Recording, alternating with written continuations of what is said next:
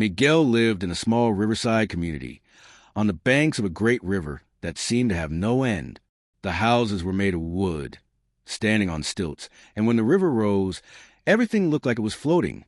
The houses, the canoes, even the dogs sleeping on the little docks. During the day, the riverbank was full of life. Women washed clothes, children jumped into the water, and the men fixed their fishing nets. The sound of a small motorboat sometimes cut through the air, mixed with birdsong and the croaking of frogs.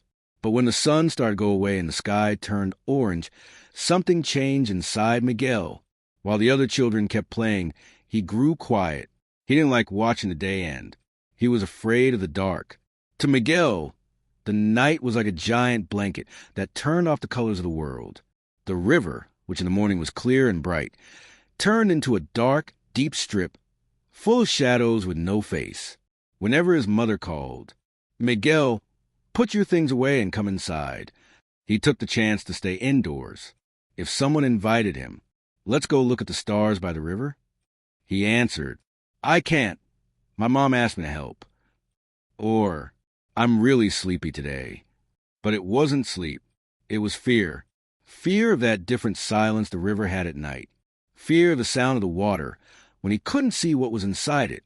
The one who noticed that was his grandfather, Abel, a man with sunburned skin, calloused hands, and a calm smile, the kind of smile from someone who had already seen a lot in the river and in life. One afternoon, while the sun was slowly saying goodbye, Grandpa Abel sat beside Miguel on the wooden steps of the house. "Tell me something, my grandson," he began. "Why do you run away from the night so much?" Miguel looked down, tracing circles with his toe on the wood. "Ah, Grandpa, I don't like the dark. At night, everything disappears. The river looks ugly. It looks angry." Grandpa Abel stayed silent for a moment, as if carefully choosing his words. "You know, Miguel, you're seeing the world with only half of your eyes." "What do you mean, Grandpa?" The boy frowned. "In the daytime, you see what the light shows you. At night, you can see what only the darkness allows to appear." Miguel grimaced. "There's nothing to appear in the dark, Grandpa." His grandfather chuckled. "Oh, but there is. Some things only appear when the light goes down a bit. The stars, the moon, the fireflies, and sometimes even our own courage. That day, the moon was going to be full. The teacher at school had even mentioned it.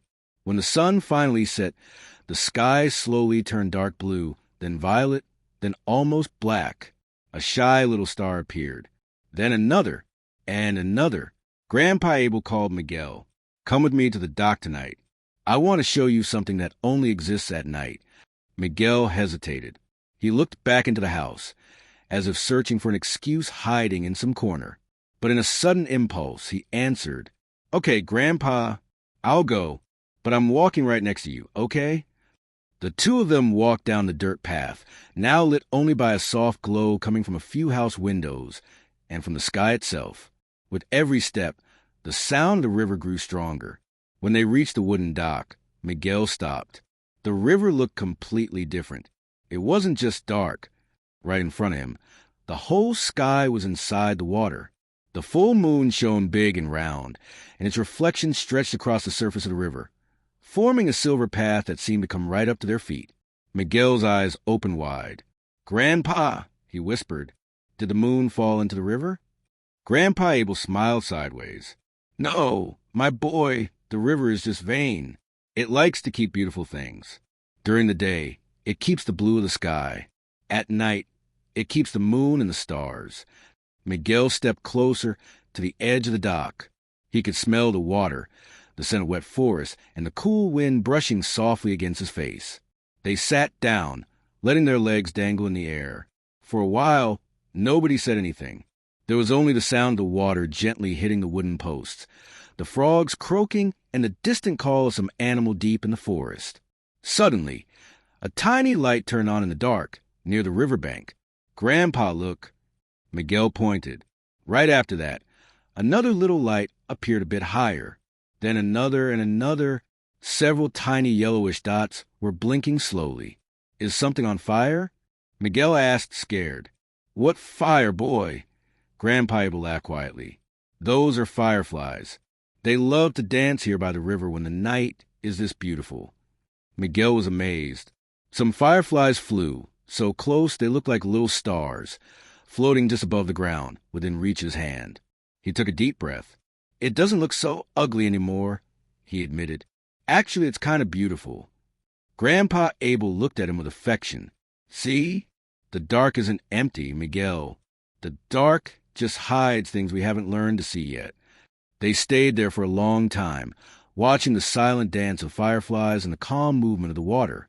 In the next days, Miguel still felt a bit afraid when night arrived. But now he was also curious. Sometimes, when his mother wasn't looking, he opened a window just to peek at the moon's reflection on the river. If the sky was clear, he stared, searching for fireflies, trying to see if the water kept any other secrets. One day, the teacher came to school with some news. Tomorrow, we're going on a night canoe trip, she announced. We're going to watch the full moon reflected in the river and listen to the sounds of the night. The children started shouting excitedly. I'm going in the first canoe. I want to go with Mr. Chico's boat. I'm bringing a flashlight. Miguel felt his stomach twist. A night trip in the middle of the river. The word fear lit up inside him immediately. During class, he almost didn't pay attention to anything else. He just kept imagining the canoe rocking, the darkness around, the deep water below. When he got home, he talked to his mother. Mom, I don't really need to go on this trip, right? Everyone is going, my son, she answered, gently running her hand through his hair. The teacher came by earlier today. It will be safe. There will be an adult in every canoe. Miguel bit his lip. Later, Grandpa Abel showed up at the door, as if he already knew what was happening. So, I heard there's going to be a Moonlight River trip tomorrow, he commented casually. Miguel sighed. Grandpa, what if I fall into the river? What if the canoe flips over? What if there's some animal down there in the dark? Grandpa stepped closer, placed a hand on his shoulder, and said, Fear is like a flooded river, Miguel. If we don't learn how to deal with it, it knocks everything down. But if we learn to listen, it just warns us it's time to be careful. He went on, You don't have to be a boy without fear. You just have to be a boy who doesn't let fear be the one in charge of everything. That night, Miguel lay in his hammock and stared at the ceiling for a long time. Every sound outside seemed louder. The crickets, the wind in the leaves, the distant barking of a dog. After a while, he got up, walked to a window, and opened it slowly. The river was there, quiet, reflecting a piece of the moon. I'll try, he whispered, but you have to help me, okay? The next day, the sky darkened slowly, as if it were getting ready for a big moment. The children gathered on the dock, some laughing loudly, others talking nonstop. The teacher was there, along with some parents and neighbors from the community. The canoes were lined up, gently rocking at the edge of the river. Let's organize into groups, the teacher called. Each canoe will have an experienced boatman and a few children. Miguel stood still, hugging himself, feeling his heart racing. Before he could think about running away, his grandfather's voice echoed in his mind. You don't have to be a boy without fear. You just have to be a boy who doesn't let fear be the boss. He took a deep breath, raised his hand, and spoke, almost swallowing the words. Teacher, I want to go in the first canoe. Some classmates stared at him, surprised. Miguel was surprised with himself, too. He stepped into the canoe carefully, feeling the wooden floor move on the water. He sat in the middle, followed the boatman's instructions, and held tightly to the sides. Ready? The boatman asked. Yes, the children answered together. The man pushed the canoe with his paddle, and it started gliding over the river. With every meter they moved away from the shore, the dock grew smaller, and the houses looked like tiny toys. The river, on the other hand, became wider, more open and quieter. The full moon was high in the sky, and, from the middle of the river, it looked even bigger. Its reflection spread across the water, like a road of light going as far as their eyes could see. Miguel looked down. He didn't see a scary black hole. He saw the moon. He saw a few stars. He saw the soft shimmer of small fish swimming near the surface. Look, one of his classmates pointed. We're paddling on top of the sky. The children laughed, enchanted. For a few moments, Miguel forgot about his fear. He just watched, eyes shining. The teacher, in the canoe beside them, raise her hand and ask for silence. Now, let's be very quiet and just listen to the river. The boatman slowed his paddling. The canoes drifted almost on their own, moving very slowly. Miguel closed his eyes without even realizing it. He heard the water touching the canoe's hull, the rustling of leaves on the riverbank, and a night bird singing somewhere far away. It wasn't total silence. It was a silence full of things. His chest felt warm.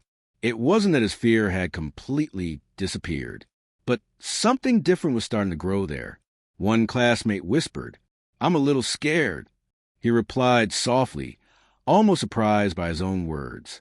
"Me too, but look, it's beautiful anyway, isn't it?" The canoes continued on for a while longer until the teacher finally said, "Let's go back." On the way back, Miguel kept his eyes on the moon's reflection as they approached the community again. When they reached the dock, the children got off one by one, talking loudly, telling their favorite parts, imitating the boatman, laughing. Miguel stepped off last. Before going back home, he turned to the river. He stood there for a moment, alone, watching the water quietly follow its path. "I'm still afraid, okay?" he said in a low voice. "But now I know you're beautiful at night, too." A small wave came and gently touched one of the dock posts. The movement was so soft it felt like an answer. Miguel smiled. That night, for the first time, he slept with the windows slightly open, letting a little moonlight come in. He didn't turn into a boy without fear from one day to the next. Sometimes he still grabbed his blanket tighter when the wind got too loud, still felt like hiding when the night fell too fast. But whenever that happened, he remembered the dark is not the end of the light. It's just the place where the light likes to rest for a while. And down below, flowing calmly, the river kept the moon, the stars, the fireflies, and also the secret of the kind of courage that grows slowly inside us, like a tiny light that refuses to go out.